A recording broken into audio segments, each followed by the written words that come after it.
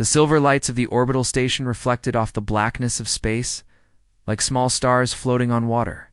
The place was quiet from the outside, but inside it was full of movement. Ships came and went every hour.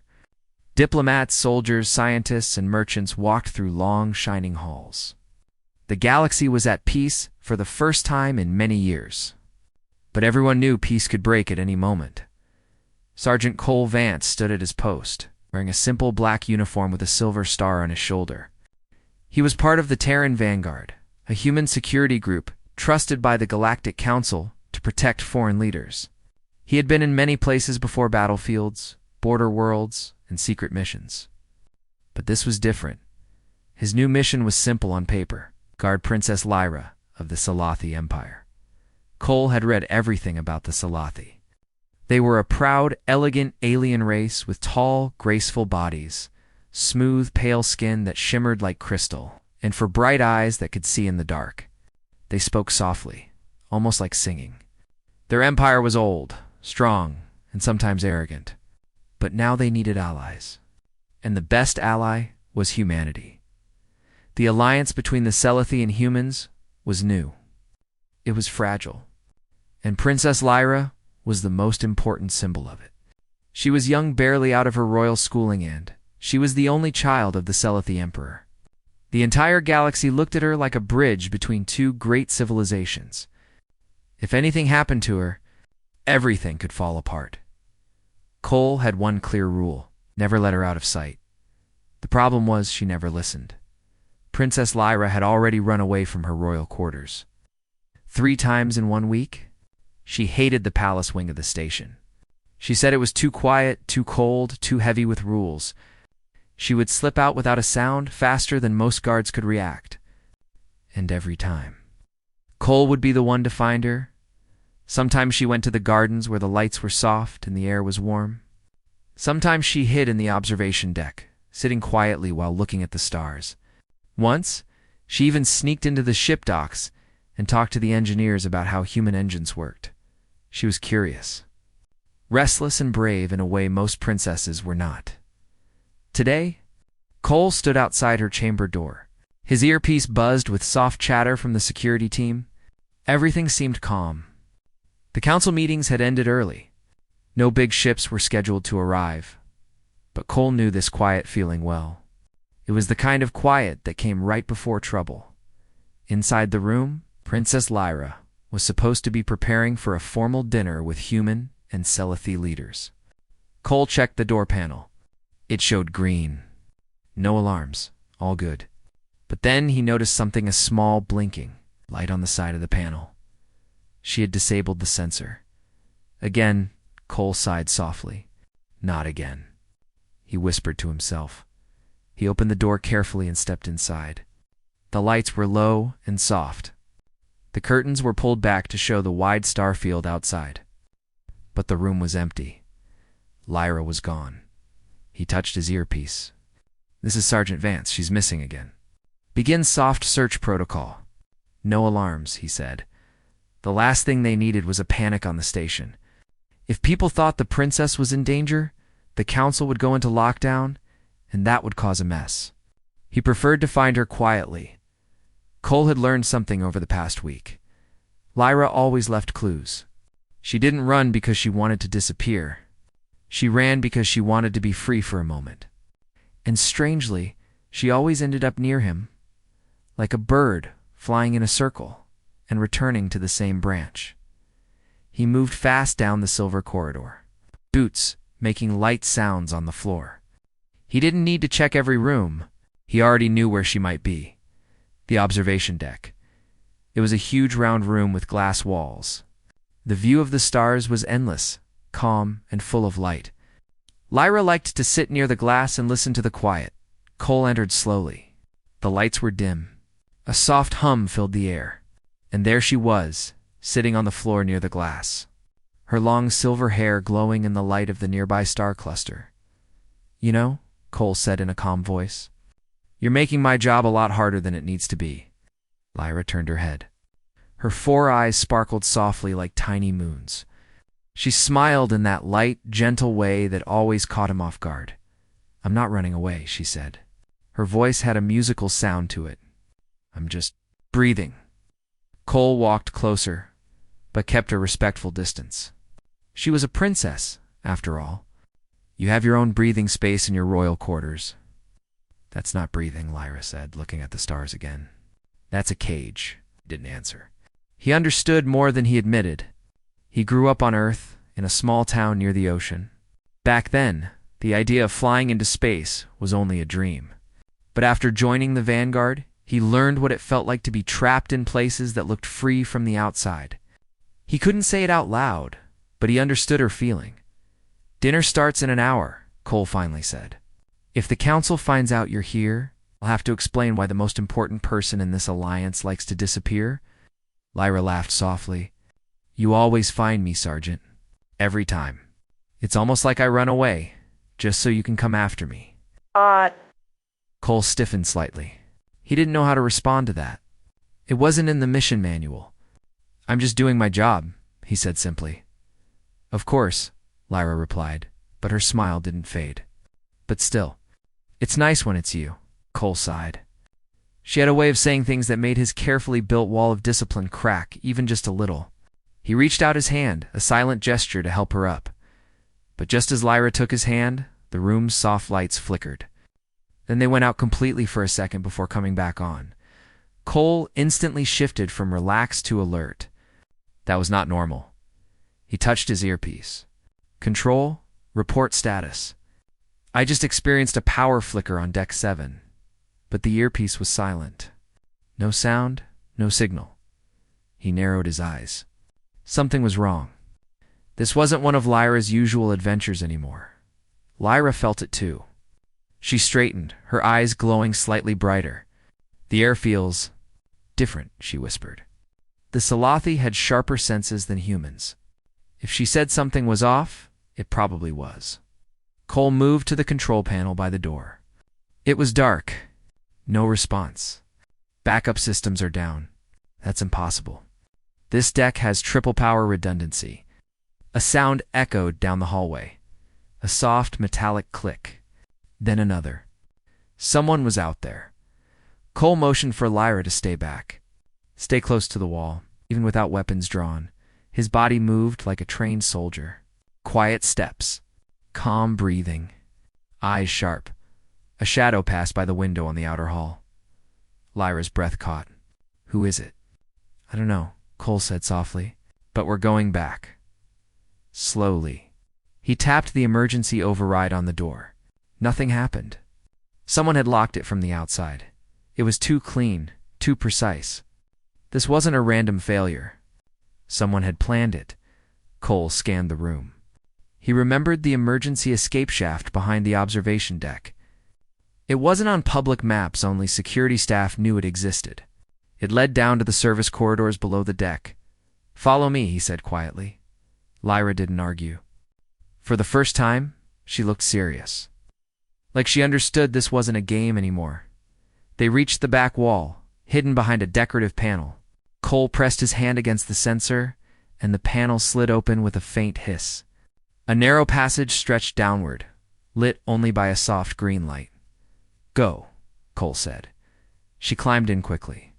Cole followed, closing the panel behind them just as the door to the observation deck opened. He heard the faint sound of footsteps entering the room they had just left. Down in the service corridor, it was colder and quieter. The sound of the main decks above was gone. Only the soft hum of air systems filled the space. Lyra looked back at him. Who are they? I don't know yet, Cole replied. But this feels planned. Someone cut the power on this deck, and they jammed communications. That's not something a random person can do. Lyra swallowed. Are they after me? Cole didn't lie. Probably. She took a deep breath. Her usual calm, playful nature was gone now. What replaced it was something sharper, like a princess who understood the weight of her. Position, Cole guided her through the narrow corridor, checking corners with trained eyes. After a few turns, they reached a vertical shaft that led to the main security level. But the access door was locked. A red light flashed, Cole muttered under his breath. They've locked this too. Ira looked up at the red light, then back at Cole. Who would want to hurt me?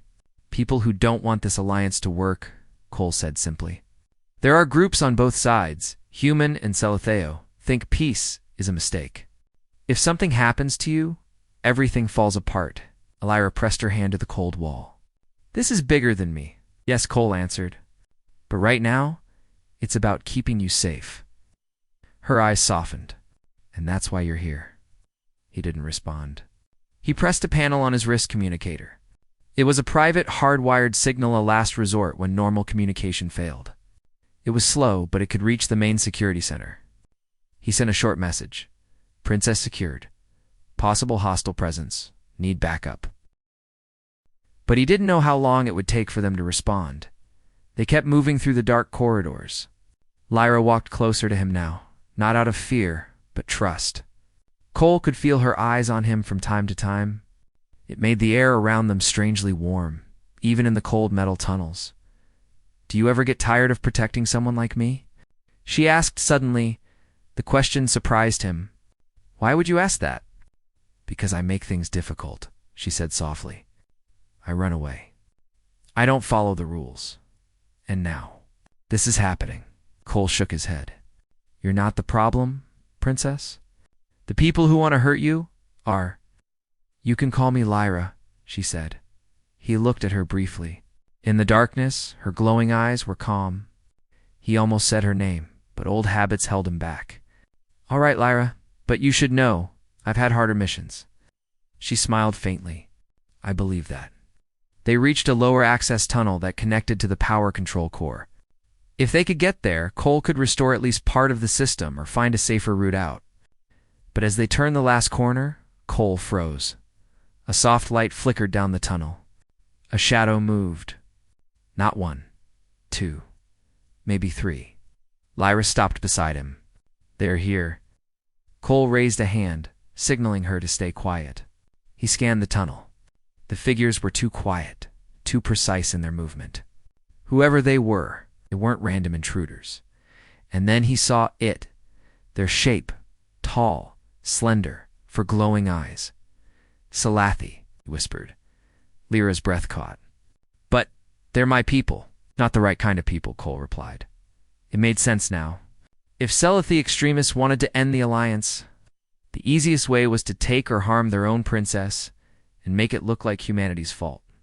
It was cruel, but effective. Cole turned to Lyra. We're not fighting. We're escaping. Do exactly what I say. She nodded without hesitation this time. He led her into a side tunnel that branched off the main path. It was tighter, darker, almost forgotten. It smelled like machine oil. But it was perfect for disappearing. As they moved deeper, Lyra whispered, How did you learn to do all this? Training, Cole answered shortly. And a lot of running. She almost laughed at that. Even in this tense moment, her spirit refused to fully break. Cole admired that, though he didn't say it. After several minutes, they reached a maintenance lift. It was old but functional. Cole forced the manual controls and got it moving down. As the lift began to descend, Lyra looked at him closely. Cole, she said softly, you could have stayed up there. You could have waited for backup and leave you alone? Cole asked. She shook her head. No one's ever done that for me before. He didn't know what to say to that. So he stayed silent. When the lift stopped, they were in the underbelly of the station, cold, quiet, and almost never used. It was the perfect hiding place. But it was also risky. If the attackers were organized, they could search here too. Cole guided her to a small control room hidden behind heavy pipes. It was dusty and dark, but it had one advantage: a secure line to the central command. He began working on the console. Sparks flew as he bypassed the lock. Lyra sat on an old metal crate, hugging her knees slightly. She looked small, almost fragile, but her eyes still burned bright. Why are they doing this? She asked. We should be building bridges, not burning them. Because not everyone likes peace, Cole said. Some people are afraid of it. Others lose power when it happens. Lyra nodded slowly. Then we have to be stronger than them. Cole looked at her. For someone who had been playing hide-and-seek with guards a few hours ago, she now spoke with a quiet strength that impressed him. Finally, the console flickered to life. Cole sent a direct emergency code to the security command. This time, the signal went through. "Message sent," he said. Lyra smiled. "Then we're safe." "Not yet," Cole replied. "But they know where we are now." "Help is coming." She leaned back against the wall, exhaling softly. "I used to think you were just a guard," she said. "Now I know you're more." He raised an eyebrow. "More? A shield?" she whispered. "My shield." Cole wasn't used to hearing words like that. He had protected many people in his career. But this was the first time someone said it so simply, so honestly, for the first time since the lights had flickered. Cole felt something calm settle over the room. The danger wasn't gone, but they were no longer lost. They had a plan. Above them, the station remained silent and tense. But down here in the dark belly of the station, a soldier and a runaway princess waited side by side, not just as protector and protected, but as two people facing the storm together, and though Lyra didn't say it out loud, her heart whispered the truth she had always known. She never ran away to escape. The emergency console's soft light flickered in the quiet room. The old machine wasn't meant for fast communication, but it had done its job. A signal was out. Somewhere up above, the security center would see it. Somewhere, help was on the way. Princess Lyra sat on a metal crate, hugging her knees slightly. She looked calm, but Cole could see the hidden storm behind her for shining eyes. She wasn't afraid like before. She was thinking deeply, carefully. Cole stood near the door, his back straight. Years of training made him feel the weight of every sound, every vibration. He could almost sense movement through the walls. Someone was searching the lower decks. The attackers had not given up. They were still down here. "How long will it take?" Lyra asked softly. "Not long," Cole replied. "But they don't know exactly where we are. That gives us time." She looked at him with those curious, glowing eyes. "You say that like you've been through worse." Cole gave a half smile. "I have." "Tell me," she said suddenly. He blinked. "Tell you?" "Yes. Something about you. Something real. Everyone around me speaks in polished words. Careful, perfect words. But you. Your words are real." Cole wasn't used to people asking about his past. Most missions didn't allow that kind of talk. But Lyra was different. She asked things because she wanted to know, not because she was making conversation. He sighed softly. "Before I joined the Vanguard, I lived on Earth. By the ocean. My dad fixed ships. My mom taught at a school. I used to watch the stars at night and imagine going out there. I wanted to see everything. And I did. But I also saw things I wish I hadn't." Lyra tilted her head slightly, listening closely. Her silver hair caught the soft green light like threads of starlight. "Why did you become a soldier?" she asked. Cole paused. It was a question he hadn't answered in years. "Because I wanted to protect people. I thought if I was strong, I could make things better. Maybe I still believe that?" Lyra gave a small smile. "You have." He looked at her, not understanding. "You protected me," she said simply. "Not because I am a princess, but because I'm a person." Her words were soft, but they carried weight. Cole didn't reply. He didn't need to. Her eyes held a kind of truth that didn't need explaining. Outside the room, a soft metallic sound echoed through the pipes. Cole immediately straightened. Lyra heard it too. "They're close," Cole said quietly. Lyra's breath hitched, but she stayed calm. "What will we do?" "We wait for the signal from security. Or we find another way out," Cole said. "I won't let them get near you." Lyra nodded. She didn't argue this time. She trusted him fully now, but as the minutes passed, the soft sounds outside grew clearer. They weren't random. It was a pattern, slow, steady. Searching, Cole walked to the far wall where a faded map of the maintenance levels was printed. It was old, but good enough to understand. He traced the path with his finger. "There's another access tunnel behind this wall," he said. "It connects to the environmental deck. If we can get there, we can blend in with the crowd." Lyra frowned slightly. "Isn't that far?" "Yes," Cole said. "But it's safer than staying here." He found the hidden lever behind the pipes and pulled. The wall panel slid open, revealing a dark tunnel filled with soft blue lights. Dust hung in the air. It hadn't been used in years. Lyra followed close as they entered the tunnel. Her steps were soft and careful. Cole moved like a shadow, checking every turn. The tunnel went upward, leading to the higher decks. As they climbed the narrow ladder, Lyra whispered Cole, "Yeah, if something happens." She hesitated, then spoke more firmly. "Promise me you'll tell the council the truth about who did this. Don't let them blame humans." Cole looked up at her glowing eyes through the dim tunnel light. "Nothing is going to happen to you. Promise me anyway," she said. He sighed. "All right, I promise." She smiled softly at that, and for a moment, dark tunnel didn't feel so heavy anymore. They reached the upper level and stepped out into a wide service corridor. It was brighter here. The air smelled cleaner, fresher. They were closer to the central parts of the station. People were up here, workers, engineers, diplomats. But first, they needed to pass through one more checkpoint. Cole checked the scanner at the end of the hall.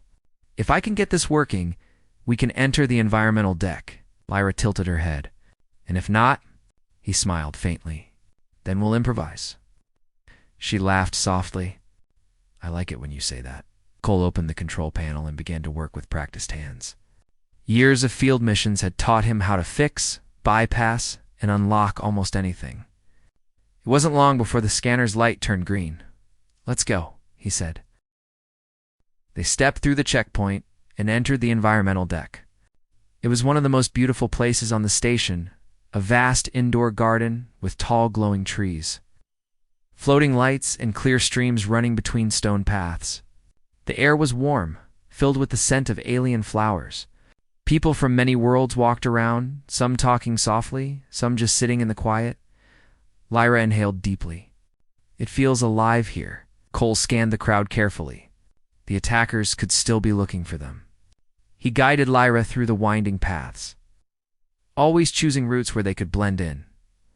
As they walked, Lyra noticed something. People looked at her not with fear, but with hope. Her face was known throughout the galaxy. She wasn't just a princess. She was the face of a fragile dream of peace. But if they saw her here, they might also alert the wrong people. Cole led her to a quiet corner near a small waterfall. "We'll stay here until security arrives." She nodded and sat on the stone ledge, her hair glowing in the soft light like silver threads in water. Cole stood nearby, scanning the area like a hawk. Minutes passed. Then his earpiece finally crackled back to life. "Sergeant Vance." "This is command," a voice said. "We received your signal. Where's the princess?" Cole touched his earpiece. "Environmental deck. Sector 3. Understood."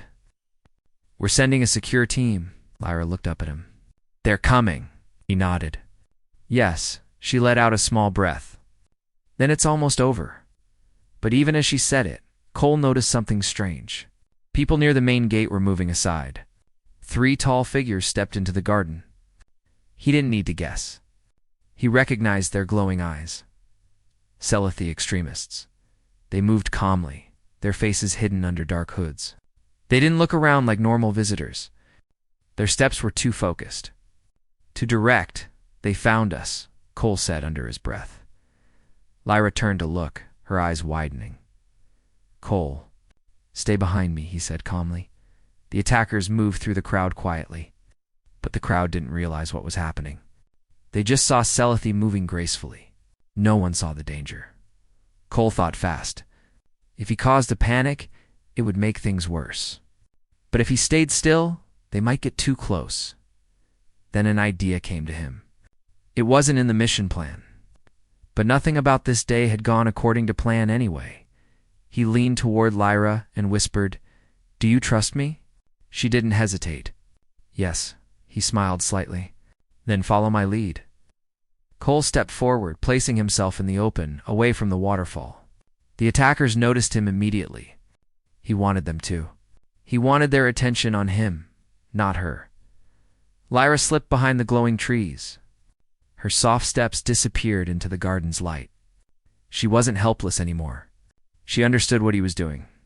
Cole slowly moved to the center of the path, pretending to be calm, but his eyes watched every movement. The attackers spread out like shadows. They were careful, smart. That meant they didn't want to be seen by others. That gave him time then. Like a quiet storm, the secure team finally arrived from the far gate. They wore black uniforms with the silver Terran star on their shoulders as team. They spread out through the garden like silent guardians. The Celethi extremists noticed too late. The garden was no longer theirs to control. One of the extremists froze, realizing the trap. Cole took a small step forward and said in a calm, firm voice, "It's over." "There's nowhere to go." The crowd started to understand that something was happening. Murmurs filled the air. But the secure team moved with quiet control, guiding people away from the center. No panic, just quiet order. The extremists looked at each other. For a moment, no one moved. The only sound was the gentle fall of water. And then, to everyone's surprise, Lyra stepped out from behind the trees. She walked calmly. Her royal robe shimmered in the soft garden light. Her 4 eyes glowed brighter than any star. She didn't look afraid. She looked like a princess who knew exactly who she was. "Enough," she said softly, but her voice carried through the whole deck. The extremists froze. Everyone turned to look at her. Even the human guards stepped back slightly, not out of fear, but respect. Lyra walked forward until she stood beside Cole. "I am not a symbol you can use," she said to the extremists. "I am not a crown you can steal. I am the bridge between our people, and you will not break it." Her voice was soft, but strong. It filled the space like light filling a room. Cole didn't need to do anything more. The extremists slowly lowered their hoods. Station security moved in quietly, surrounding them.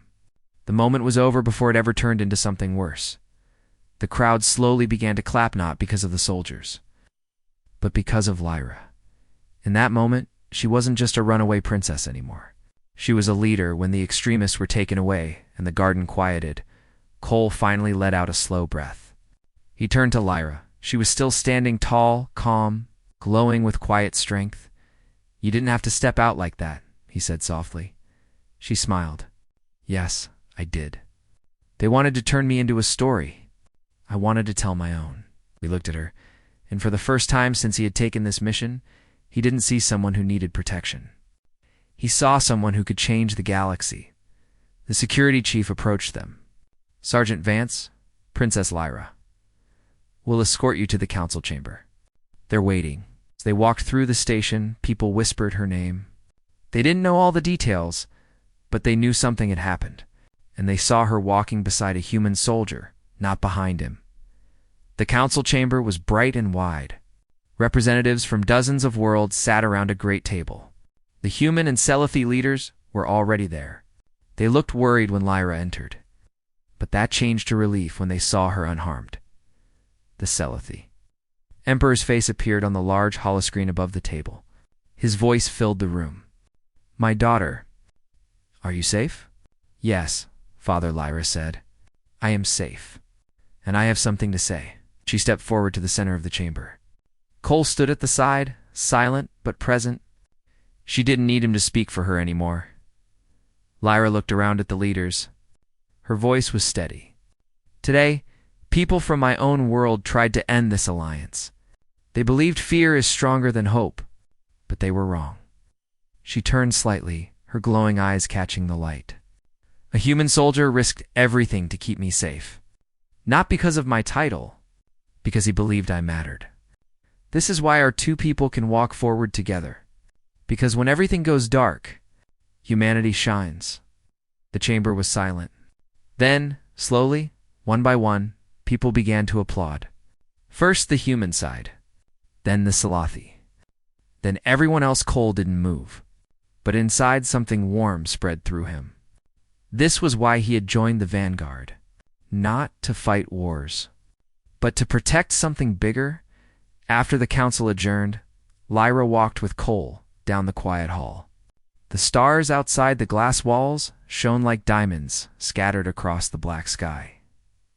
"You know," she said softly, "when I ran away the first time, I just wanted to feel free. But every time I ran, I found you. Smiled slightly. I noticed. She stopped walking and looked up at him. I don't think I'll run anymore. He raised an eyebrow. No, no, she said, her 4 eyes glowing softly. Because now, I have someone to walk beside. For the first time since the mission began, Cole let himself smile fully. Not the careful smile of a soldier, but a real one. The station lights reflected off the stars. The garden above was quiet again. The council was united. The extremists had failed, and a human soldier and an alien princess walked side by side through the halls, not as guard and royal, but as 2 people who had faced the storm together.